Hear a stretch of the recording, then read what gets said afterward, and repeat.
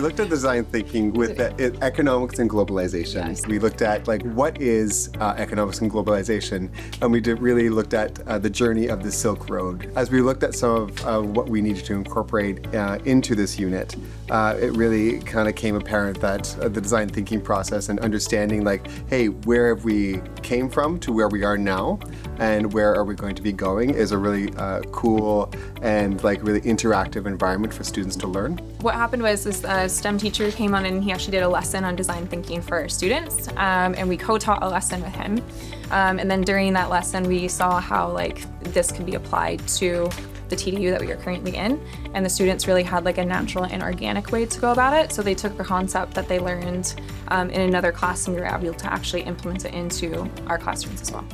Design thinking is really about applying real-world solutions to a problem, and so rather than like just reading about informational text or writing about informational text, we incorporated reading, writing, math, and social studies and science, and so just putting it all together. And so really seeing the students having these concrete ideas and then putting it into an abstract thought that they see in this world and making meaning of that.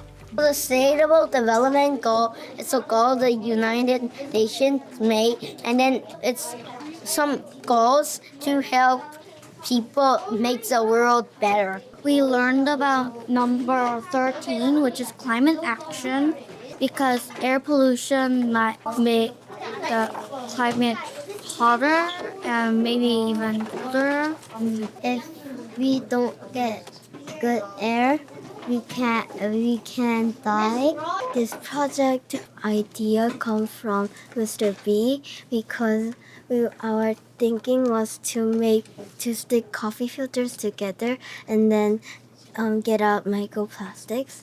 I knew that Mr. B always drank coffee, and one day we saw the coffee filter and we thought that we can use them to make our project. We said this was the boat, so when the boat moves forward, the microplastics can go in, and then the waters can go throughout, and then the microplastics get in here.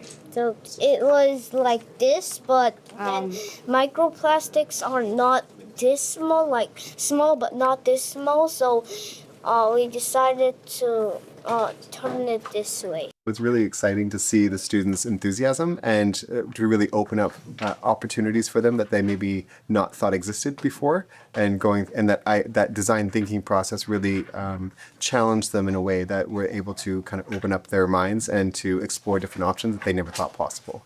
Yeah, and it also gives them the creativity not to like limit them. So like what I find sometimes with like teaching, if we're just going through just like a reading lesson or a writing lesson, like we have a very specific output and there's not as much room for creativity and like growth. But with the design thinking process, it's a bit more flexible, and they can go from like the testing phase, oh, it failed, oh, we have to go back to our prototype and redo this. And a lot of like good creativity and really good authentic learning comes from it. Idea is similar to like make ideas of your own, and I really like that part because we can make as many ideas as we want.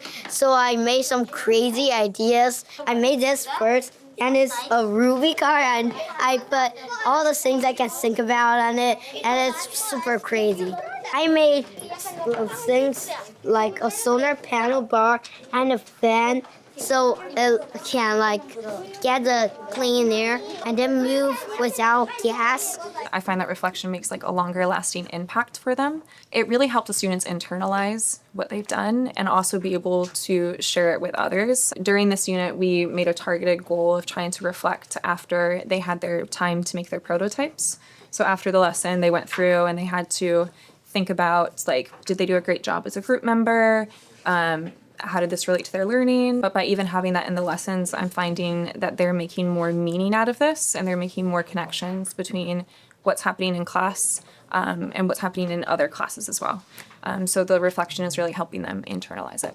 The students also reflected using the KIS learner attributes, and so they all had a goal for the year, choosing one of these attributes, and this project really emphasized the importance of the attributes themselves and how the students are progressing towards that goal, whether it be a collaborator, a communicator, or a critical thinker.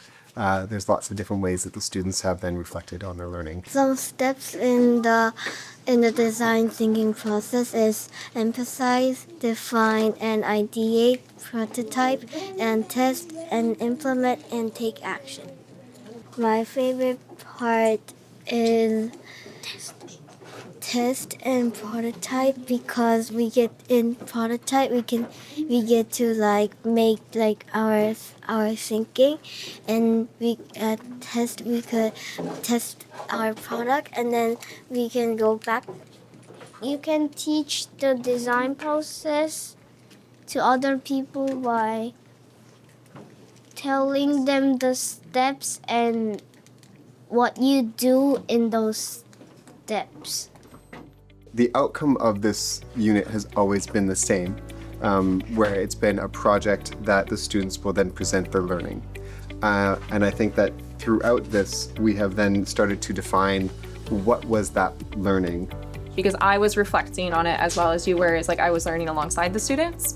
And that was something that was like powerful for them to see, because when we designed this project, we knew the outcome and we knew the goals, but as we were going through, the students surprised us and we took like a different turn sometimes. And in those moments, it was authentic learning for them to learn. Like we learned by making mistakes, which was fabulous. Having that reflection on itself, this was a lot of the time where we spent meetings just reflecting on, hey, what worked and what didn't work. Yeah. Now that this happened, how is this going to then impact the next thing, when we often were recreating something that we thought was already done and making meaning from something that like, okay, this is how the students did it, so therefore we're doing it this way instead. Yeah, like a lot of good, like meaningful learning has come through it. And I think the most exciting part was like on market day, we had students that were like skipping down the hallway. They were so excited. And then they keep wanting to like share this with like different people at KIS, and just their creativity and like their imaginations that came out of this has just been wonderful to see.